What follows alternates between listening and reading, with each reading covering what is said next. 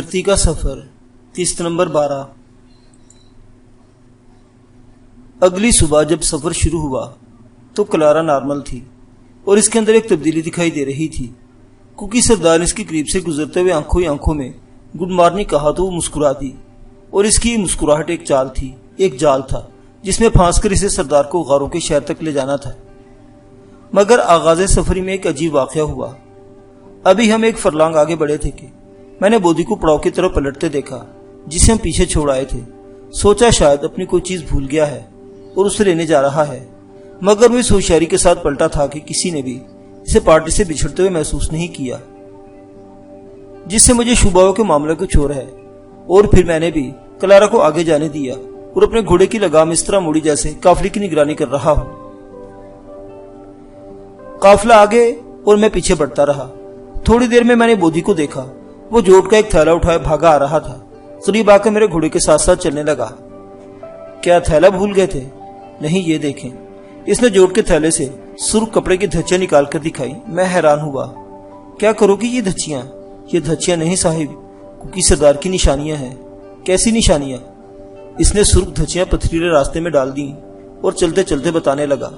روانگی سے کچھ دیر پہلے جب ہم لوگ ناشتہ کر رہے تھے، میں نے کوکی سردار کو بڑی تیزی کے ساتھ پڑاؤ سے نکلتے اور چٹانوں کی طرف جاتے دیکھا۔ اس کی بے چینی سے میرا ماتھا ٹھنکا اور میں ایک جگہ چھپ کر دیکھتا رہا کہ وہ کیا کرتا ہے۔ اس نے یہی دھچیاں 2 درختوں کے ساتھ باندھی اور واپس آ گیا۔ وہ سمجھتا تھا اسے کسی نے نہیں دیکھا۔ واپس آ کر روانگی پر زور دیا اور جب قافلہ چل پڑا، اس نے ایک بار پھر اپنی چھوڑی ہوئی نشانیوں پر نظر ڈالی اور بڑے اطمینان سے آگے آگے ہو لیا۔ میں چاہتا تو اسی وقت سردار کا بھید کھول دیتا، مگر سوچا سردار کو اس بات کا علم نہیں ہونا چاہیے کہ میں اسے اس نشانیاں چھوڑتے ہوئے دیکھ لیا ہے۔ یہی وجہ کہ قافلے کی روانگی کا انتظار کرتا رہا، اور جب وہ پڑاؤ سے نکل گیا میں بھاگ کر یہ نشانیاں اتار لایا۔ آپ کچھ سمجھے جناب؟ کوکی سردار اپنے نائب گھومبی کے لیے سرخ نشانیاں چھوڑتا چلا آ رہا ہے۔ بودھی کے اس انکشاف نے ثابت کر دیا کہ سونگا کا شبہ ٹھیک تھا، جسے میں اس کی غلط فہمی قرار دیتا رہا۔ مگر احتیاط کا یہ نتیجہ ضرور نکلا کہ بودھی نے کوکی سردار کی چوری پکڑ لی، اور اب میں اس کے منصوبے کو سمجھ گیا۔ گزشتہ روز ہم نے اونچے پہاڑوں کے حاشوں پر سفر کیا۔ ان بلندیوں سے تعاقب کرنے والوں کو بخوبی دیکھا جا سکتا تھا۔ اسے سردار نے اپنے آدمی کو بہت پیچھے رہنے کی تلقین کی ہوگی تاکہ وہ ہمیں نظر نہ آ سکے، مگر ان کے تعاقب کے لیے سرخ دھچیوں سے راستے کی نشاندہی کرتا چلا آ رہا تھا۔ اب ہمیں بڑی احتیاط اور ہوشیاری کی ضرورت تھی۔ میں نے بودھی کو ہدایت کی کہ قافلے کے پیچھے پیچھے رہے، اور جہاں کوئی ایسی چیز دیکھے جس سے راستے کی نشاندہی ہوتی ہو تو اسے ضائع کر دے یا اپنے پاس سنبھال لے۔ سردار کی نیت میں کھوٹ تھا، شاید ہمیں کہیں راستے میں گھیر لینے کی سوچ رہا تھا۔ بودھی کو تاکید کر کے میں اپنا گھوڑا بڑھاتا رہا، پھر قافلے کے آگے پہنچا اور کلارا کے ساتھ ساتھ چلنے لگا۔ اب میں کوکی سردار کی نگرانی خود کرنا چاہتا تھا، جو عبدل کے ہمراہ ہمارے آگے آگے رواں تھا۔ کلارا پیچھے کیا لینے گئے تھے؟ تم نے خود ہی مجھے پارٹی کا لیڈر بنایا تھا کہ پارٹی کی نگرانی نہ کروں۔ وہ میری طرف دیکھ کر مسکرائی۔ تم ایک اچھے لیڈر ہو اور ایک اچھے عاشق بھی۔ بڑے رومانٹک موڈ میں نظر آ رہی تھی۔ میں نے اسے بتایا، ہمارے شاعر اچھا عاشق صرف کیس کو مانتے ہیں، جو لیلا کے ساتھ ہنی مون بھی نہ منا سکا۔ میں نے کہیں پڑھا ہے وہ تو پاگل تھا۔ اس نے مجنوں کا ترجمہ کیا۔ ہر اچھا عاشق تھوڑا سا پاگل ہوتا ہے۔ مشرق میں عشق کا یہی سٹینڈرڈ چل رہا ہے، مگر تم تو پاگل نہیں۔ پاگل نہ ہوتا تو تمہارے ساتھ ہنی مون نہ منا لیتا۔ وہ تو ہم گلابی مرمر کے غار میں منائیں گے۔ اس کے ذہن پر پھر ہنی مون کا ایڈوینچر سوار ہو گیا، اور گلابی مرمر کے غار اور نرم کائی کے سنہرے بستر کے افسانی کشش میں کھو گئی، جس کی خیالی جھکی سے کوکی سردار نے اپنی ساحرانہ توجہ سے دکھائی تھی۔ مغرب کی لڑکیاں اس قسم کے رومانوی مناظر کی بڑی شائق ہوتی ہیں۔ میں سوچنے لگا، شاید ان پڑھ اور نیم وحشی سردار کی نفسیات کو سمجھتا اور جانتا ہے کہ وہ ایڈوینچر کی شوقین ہے، اس لیے کبھی اسے پہاڑی گلیوں کی بھول بھلائیوں میں گم کر دینا چاہتا ہے، کبھی گلابی مرمر کے غار اور کائی کا سنہرا بستر دکھاتا ہے۔ میری کوشش تھی کہ وہ افسانوں اور خیالوں کی رومانی دنیا سے نکل آئے۔ تیسرے دن پہاڑوں کے درمیان گھری گھاٹی اور وادیوں میں سفر جاری رہا۔ اب ہم اونچے پربتوں کے حاشیوں پر چلنے کے بجائے نشیب میں اتر رہے تھے۔ دوپہر کو قافلہ ایک ایسی گھاٹی میں پہنچ گیا جس کی شمال میں کٹی پٹی پہاڑیوں کا سلسلہ نظر آیا۔ ان پہاڑیوں کے درمیان کئی راستے، کئی درے مختلف اطراف کو جاتے تھے، اور میں یہ دیکھ کر دنگ رہ گیا کہ وہ راستے اور درے دراصل پہاڑی گلیاں اور بھول بھلائیاں تھی جن کے متعلق کوکی سردار نے کلارا کو آنکھوں میں بتایا تھا، اور ایسی پرپیج اور مڑی توڑی تھی وہ پہاڑی گلیاں کے سردار کے علاوہ کوئی دوسرا نہ جانتا تھا کہ وہ کدھر جاتی اور کہاں نکلتی ہیں۔ کلارا بھی ان گلیوں کو دیکھ کر حیران ہوئی اور اس کے گلابی عارض پر خوفی ایک لہر نظر آنے لگی۔ کوکی سردار قافلے کو لے کر ایک درے یا گلی میں داخل ہو گیا، مگر قافلہ صرف ایک فرلانگ آگے گیا ہوگا کہ وہ ایک گھماؤ پر اچانک رکا اور کچھ پریشان سا نظر آنے لگا۔ ادھر ادھر گلی میں دیکھنے کے بعد ہمیں وہ ٹھہرنے کا اشارہ کر کے پیچھے مڑا۔ میں نے عبدل کی معرفت پوچھا کہ واپس کیوں جا رہا ہے۔ اس نے جواب دیا، شاید میں غلط گلی میں آ گیا ہوں، گھاٹی میں جا کر دوبارہ دیکھوں گا کہ ہماری منزل کی طرف جانے والی گلی یہی ہے یا کوئی اور ہے۔ سردار نے یہ بھی بتایا کہ اگر ہم کسی غلط گلی میں داخل ہو گئے تو بھٹک کر نہ جانے کہاں پہنچ جائیں، کیونکہ بھول بھلائیوں کی طرح یہ گلیاں مختلف سمتوں کو نکل جاتی ہیں۔ غاروں کے شہر کو جانے والی گلی صرف ایک ہے۔ قافلے کو وہیں چھوڑ کر وہ تنہا باہر گیا تھا۔ کلارا گھبرا رہی تھی کہ نہ جانے وہ کیا کرنے والا ہے۔ میں نے اسے تسلی دی، وہ میری موجودگی میں تمہیں غائب نہیں کر سکتا، بس اسے تھوڑا سا خوش رکھو۔ میں جانتا تھا وہ باہر کیوں گیا ہے۔ تھوڑی دیر میں واپس لوٹا اور بتانے لگا، یہی گلی ہے، یہی راستہ ہے۔ 3-4 منٹ ہمارے پاس رکا، کلارا سے آنکھیں ملائی، وہ مسکرائی تو آگے بڑھ گیا اور پھر قافلہ چل پڑا۔ میں نے بودھی کو دیکھا، وہ سب کی آنکھ بچا کر گلی کے دہانے کی طرف مڑ گیا اور میں کلارا کی طرف متوجہ ہو گیا جو پریشان نظر آ رہی تھی۔ کیا سردار نے پھر کچھ کہا ہے؟ ہاں، کہتا ہے آج رات کو تو گلابی مرمر کے غار میں میرے پاس آئے گی۔ میں جواب میں مسکرائی تو مطمئن ہو کر چلا گیا۔ اسی لمحے بودھی کچھ دیر کے لیے مجھ سے ملا اور بتانے لگا کہ کوکی سردار نے گلی کے دہانے پر کچھ سرخ دھچیاں پتھروں میں ٹانک دی تھی، وہ انہیں اتار لایا اور ایک دھچی دوسری گلی کے دہانے پر ٹانک آیا ہے، تاکہ اگر گھومبی اپنے آدمی کو لے کر ان گلیوں تک پہنچ بھی جائے تو غلط گلی کا راستہ اختیار کر کے بھٹک جائے اور ہمارا پیچھا نہ کر سکے۔ ہم گلی میں چلتے رہے، جو کہیں بہت کشادہ، کہیں تنگ اور کہیں سرنگ کی طرح سمٹ کر آگے بڑھتی تھی۔ اس کے دونوں جانب پہاڑی دیواریں بھی کہیں بہت اونچی اور کہیں ٹیلوں کی صورت میں پھیل جاتی تھی۔ 12-13 میل طویل درہ نما گلی غروب آفتاب سے پہلے اس پہاڑی سلسلے کے عقب میں ایک پرفزا وادی پر ختم ہوئی، جو کم و بیش 15-16 مربع میل کے رقبے میں پھیلی تھی۔ یہ دیکھ کر میری حیرت کی انتہا نہ رہی کہ اس خوبصورت وادی میں ایک ندی بھی بہہ رہی ہے جو اسے 2 حصوں میں تقسیم کرتی تھی۔ شمال مغرب کے اونچے پربت کی ترائی میں ایک جنگل بھی تھا اور لمبی لمبی شاخوں والے پہاڑی درختوں کے درمیان سوکھی کائی کے قطعے بھی دکھائی دے رہے تھے جو بالکل سنہرے ہو گئے تھے اور پربت کے دامن کی طرف پھیلتے چلے گئے تھے۔ میں نے سوچا غالباً اسی جانب گلابی مرمر کا وہ پوشیدہ غار بھی ہوگا جس کے اندر کائی نے سنہرے بستر کی شکل اختیار کر لی ہوگی۔ یہ سب کچھ حیرت انگیز تھا، جسے دیکھتے مجھ پر ایک سکتہ سا طاری ہو گیا۔ کوکی سردار اسی سندر وادی میں کلارا کو پکڑنا اور مرمر کے غار میں لے جانا چاہتا تھا۔ اس نے کلارا کو کسی خیالی غار کا نقشہ نہیں دکھایا تھا جیسا میں سمجھتا رہا، بلکہ اپنی توجہ سے صحیح منظر کشی کی تھی۔ پہاڑی گلیوں یا بھول بھلائیوں کے علاوہ خوبصورت وادی کو دیکھ لینے کے بعد اب اس عمر میں کوئی شک و شبہ کی گنجائش نہ رہ گئی تھی کہ سردار کلارا کو ٹراس میں لے کر کئی منظر دکھاتا، آنکھوں میں باتیں کرتا اور اس کی ان کہی باتوں کو ٹھیک ٹھیک سمجھ لیتی ہے۔ مجھے کوکی سردار کی پراسرار طاقت اور کلارا کی حیرت انگیز استعداد فہم نے حیران کر دیا۔ اب میں خطرہ محسوس کرنے لگا تھا کہ شاید اسی مقام پر کچھ ہو جائے گا۔ کلارا کی طرف دیکھا تو وہ بھی وادی پر نظر پڑتے ہی تصویر حیرت بن گئی، گمسم سی ہو گئی۔ غالباً سوچ رہی تھی یہی وہ جگہ ہے جہاں سردار نے اسے جیتنے کے لیے منتخب کی ہے، اور یہیں کہیں گلابی مرمر کا وہ غار ہوگا جس کے سنہرے بستر پر اسے بلایا جائے گا۔ اور میں سوچ رہا تھا شاید میرے اور سردار کے درمیان ایک مارکا ہوگا اور ہم دونوں میں سے جو بھی جیت جائے گا اس کی جیت کا پہلا صلہ زندگی اور دوسرا انعام کلارا ہوگی۔ وادی میں چلتے چلتے سردار ایک جگہ رک گیا، گویا اس نے پڑاؤ کی نشاندہی کر دی۔ میں نے چاروں طرف نظر ڈال کر غور کیا تو واقعی پڑاؤ کے لیے وہی مناسب مقام سب سے بہتر تھا۔ وہیں پڑاؤ کا حکم دے کر میں گھوڑے سے اترا اور کلارا کو بھی گھوڑے سے اترنے میں مدد دی۔ قبائلی مزدور فوراً خیمہ نصب کرنے میں مصروف ہو گئے۔ سریلا اور پروفیسر ندی کی طرف ہو لیے اور میں وہیں کھڑا عبدل کے ذریعے کوکی سردار سے بات چیت کرنے لگا۔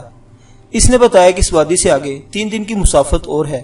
وہ باتیں بھی کرتا رہا، کلارا کو بھی گھورتا رہا۔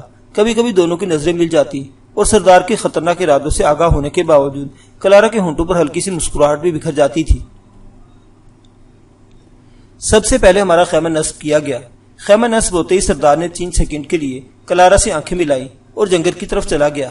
میں کلارا کا ہاتھ تھامے خیمے میں داخل ہوا، وہ کانپ رہی تھی۔ میں نے پوچھا کیا ہوا؟ اس نے حکم دیا کہ چھلا اپنی انگلی میں پہن لے اور میرے بلاوے کا انتظار کر، وہ غار کی طرف چلا گیا ہے اور شام تک مجھے طلب کرے گا۔ مگر تمہیں کیا معلوم غار کہاں ہے؟ جاؤ گی کیسے؟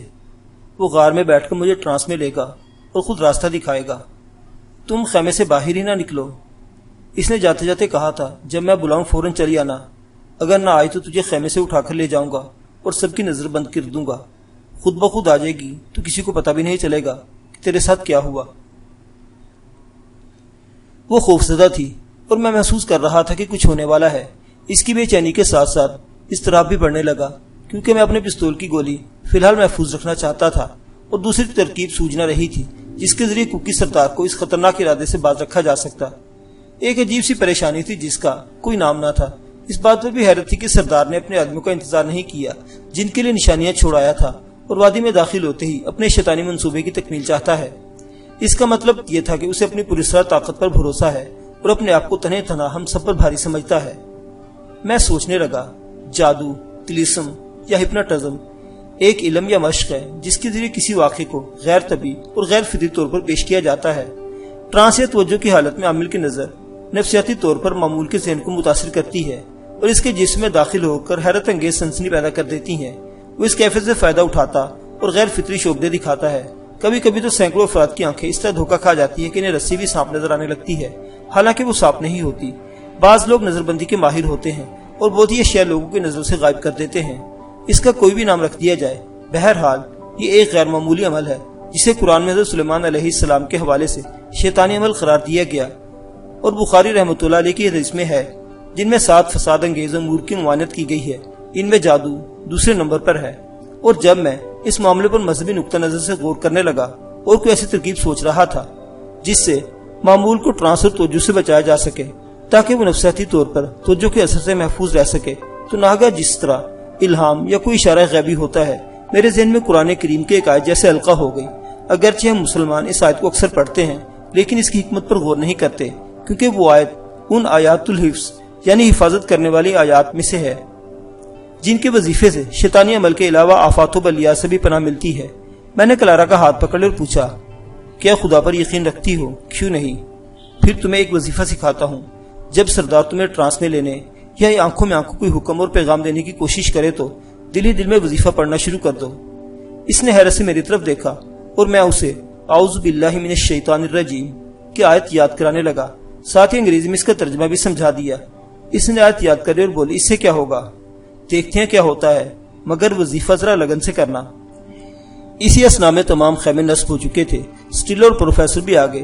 میں کچھ دیر کے لیے باہر نکل اور بودی سے پوچھا، تو نے دیکھا ہے سردار کدھر گیا ہے؟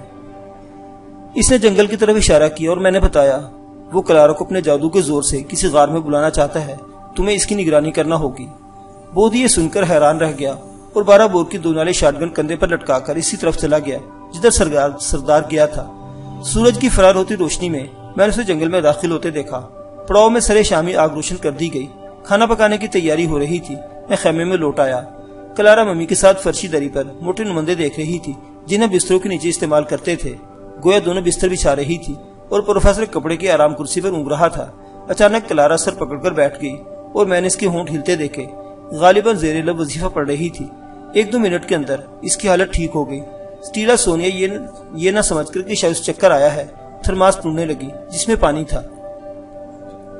میں نے کلارا کے کندھے پر ہاتھ رکھ دیا تو سرگوشی کے لہجے میں بولی، وہ غار میں پہنچ گیا ہے اور مجھے ٹرانس میں لینے کی کوشش کر رہا تھا۔ وظیفہ پڑھا تو اس کی توجہ کا اثر نہیں ہوا۔ یہ اطلاع امید افزا تھی۔ وہ بھی حیران ہوئی کہ وظیفہ پڑھتے ہی ٹرانس کا عمل نہ صرف رک گیا بلکہ پلٹ گیا تھا۔ اتنے میں سٹیلا پانی لے کر آ گئی اور کلارا نے دکھاوے کے طور پر 2 گھونٹ پانی پی دیے۔ ابھی کھانے میں دیر تھی۔ میں اسے بستر پر لے کر بیٹھ گیا اور بتانے لگا کہ خدا کا کلام پڑھا جائے تو شیطانی اثر نہیں ہوتا۔ ابھی 3-4 منٹ گزرے تھے کہ اس کی کیفیت بدلی، کیونکہ سرداری سے دوبارہ ٹرانس میں لینے کی کوشش کر رہا تھا، مگر دوسری کوشش بھی ناکام ہوئی۔ کلارا دوسرے ہی لمحے پھر سنبھل گئی اور اب اسے یقین ہو گیا تھا کہ وہ سردار کے شیطانی عمل کا مقابلہ کر سکتی ہے۔ اچانک ترائی کے جنگل میں شاٹ گن کا زبردست دھماکہ ہوا تو میں اچھل کر اٹھا اور کلارا بھی ششدر رہ گئی۔ پروفیسر نے آنکھیں کھول کر دیکھا۔ میں سمجھا شاید جنگل میں کوئی گڑبڑ ہو گئی ہے اور بودی نے سردار پر گولی چلا دی ہے۔ فوراً خیمے سے نکلا، عبدل اور جم کو لے کر جنگل کی طرف بھاگا۔ شام کے جھٹپٹے میں ہم نے دوسرے فائر کی آواز سنی اور بھاگتے بھاگتے ایک چھوٹے سے پہاڑی یاک کو جنگل کے حاشی پر گرتے دیکھا۔ بودی نے یاک پر گولی چلائی تو اسے گرا لیا تھا۔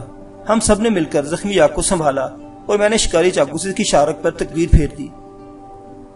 سفر کے دوران کوئی جانور نظر نہیں آیا تھا جس کا شکار کیا جا سکتا۔ پہاڑی یاک بودھی کا پہلا شکار تھا۔ اسی اسنا میں کوکی سردار بھی بڑا گھبرایا سے جنگل سے نکلتا دکھائی دیا۔ اس نے خونالود یاک کو دیکھا تو معاملے کی صورت سنبھل گیا، مگر چہرے پر بدستور ہوائیاں سی اڑ رہی تھی، جیسے کوئی چیز اس پر بھی چل گئی ہو۔ میں نے عبدل کو ترجمان بنا کر سوال کیا، تم جنگل میں کیا لینے آئے تھے؟ شکار ڈھونڈنے، اس نے زمانے جواب دیا۔ مگر اس قدر گھبرائے کیوں ہو کہ کس نے تم پر حملہ کیا ہے؟ نہیں، اس نے بات بنائی۔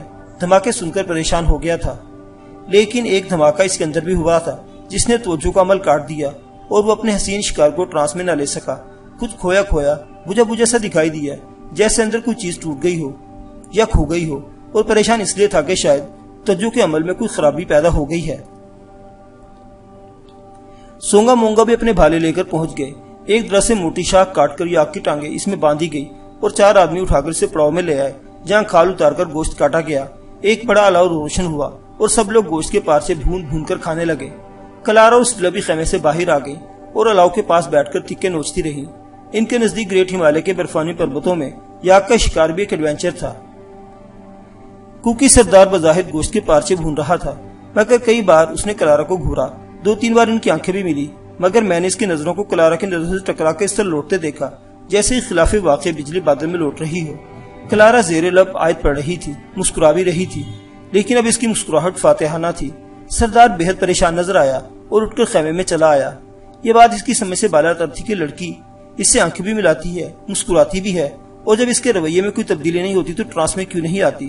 اس پر جادو کیوں نہیں چلتا؟ اس خوشنما وادی میں یاک کے شکار اور گوشت کا مزہ کبھی نہیں بھولے گا۔ تھوڑی دیر کے بعد ہم بھی خیمے میں آ گئے، مگر میں نے بودھی اور جیم اور سونگا مونگا کو کڑے پہرے کی تاکید کر دی، اور اب بودھی اس پہرے کا مطلب بھی سمجھ گیا تھا۔ رات کو جب ہم بستر میں لیٹے تو کلارا بہت خوش تھی کہ میرے بتائے ہوئے وظیفے نے سردار کا جادو توڑ دیا۔ میں نے سرگوشی کی، گلابی مرمر کے غار میں جاؤ گی؟ وہ مسکرا دی، تمہارے ساتھ جاؤں گی، شاید واپسی پر ہم اس غار میں جائیں گے۔ میرے بازو پر سر رکھ کر وہ گلابی مرمر کے غار اس میرے بستر کے تصور میں کھو گئی۔ اس رات کوئی اور واقعہ نہیں ہوا۔ اگلے دن ناشتے سے فارغ ہوتے ہی جب پڑاؤ اٹھایا جا رہا تھا، عبدل نے آ کر بتایا کہ کوکی سردار ایک روز مزید قیام کرنا چاہتا ہے۔ میں سمجھ گیا، اب وہ اپنے آدمیوں کی ضرورت محسوس کر رہا ہے، مگر نہیں جانتا تھا کہ ہم ان کا راستہ کاٹ چکے ہیں۔ میں خود اس کے پاس گیا، کلارا بھی ساتھ تھی۔ عبدل کی زبان میں پہلا سوال اسی نے کیا، یہاں ایک دن ٹھہر کر کیا کرو گے؟ سردار نے عشق انگیز نظروں سے اسے دیکھا اور بہانہ بنایا، میری طبیعت ٹھیک نہیں، بخار ہے۔ کلارا نے ذرا بےتکلفی اور قناعت کا مظاہرہ کرتے ہوئے اس کا ہاتھ پکڑ لیا۔ بخار جسم میں نہیں، اس کے دماغ پر تھا۔ وہ کلارا کا گلابی ہاتھ حیرت سے دیکھتا رہا، اس میں چھلا نہیں تھا۔ سردار نے اسے گھورا اور وہ تحکم کے لہجے میں بولی، تمہاری طبیعت آگے چل کر ٹھیک ہو جائے گی، اٹھو۔ وہ کوئی چونچرا کیے بغیر اٹھا۔ میں نے تانبے کا چھلا جیب سے نکال کر چپکے سے کلارا کو دیا اور اشارہ کیا کہ پہن لے۔ اس نے اس طرح پہنا کہ سردار دیکھ لے۔ اسے چھلا پہنے دیکھ کر سردار کی آنکھوں میں آنکھیں ڈالی اور کلارا ٹرانس میں آ گئی۔ دو ہی پل میں لاکھوں باتیں کرنے کے بعد وہ عبدل کے ساتھ آگے بڑھ گیا اور ہم گھوڑوں پر سوار ہو گئے۔ قافلہ چل پڑا تو میں نے کلارا سے پوچھا، سردار نے پھر تمہیں ٹرانس میں لے لیا؟ وہ بتانے لگی، اس کی تھوڑی سی دلجوئی کے لیے میں خود ٹرانس میں آ گئی تھی تاکہ وہ منزل کی طرف گامزن رہے۔ کیا بات کی اس نے؟ کہتا تھا رات تم نے چھلا نہیں پہنا اور گلابی مرمر کے غار والا کام نہیں ہوا۔ تم نے کیا جواب دیا؟ میں نے کہا بھاگی تھوڑی جا رہی ہوں، غاروں کے شہر میں تو تمہارا کام ہو جائے گا۔ اور پھر وہ مطمئن ہو گیا۔ شاید کلارا نے ٹھیک ہی کہا تھا، کوکی سردار کو منزل کی طرف گامزن رکھنا ضروری تھا، اور جو اس غلط فہمی میں مبتلا ہو گیا تھا کہ شاید کلارا کے چھلا نہ پہننے کی وجہ سے اس کی توجہ کے عمل میں خرابی واقع ہو گئی تھی، اور اب معاملہ پھر ٹھیک ہو گیا ہے۔ قافلہ ندی کے ساتھ ساتھ شمال کی طرف بڑھتا رہا۔ پہاڑوں کے درمیان گھری وادی عبور کر کے ہم ایک درے پر پہنچے۔ سردار نے ایک سرخ دھچی نکال کر اپنا چہرہ صاف کیا اور ہمارے سامنے بڑی بے پرواہی سے ایک طرف پھینک دی جیسے اس کی کوئی اہمیت نہ تھی، اور ہمیں لے کر درے میں داخل ہو گیا۔ بودھی جو بدستور قافلے کے پیچھے پیچھے تھا وہ دھچی بھی اپنے تھیلے میں ڈال لایا تھا۔ معزز سامعین حضرات، مہم جوئی کی یہ پراسرار داستان ابھی جاری ہے۔ بقیہ واقعات اگلی قسط میں۔ دیکھتے رہیے ناولستان، اسلامی اور تاریخی کہانیوں کا مرکز۔ اللہ حافظ۔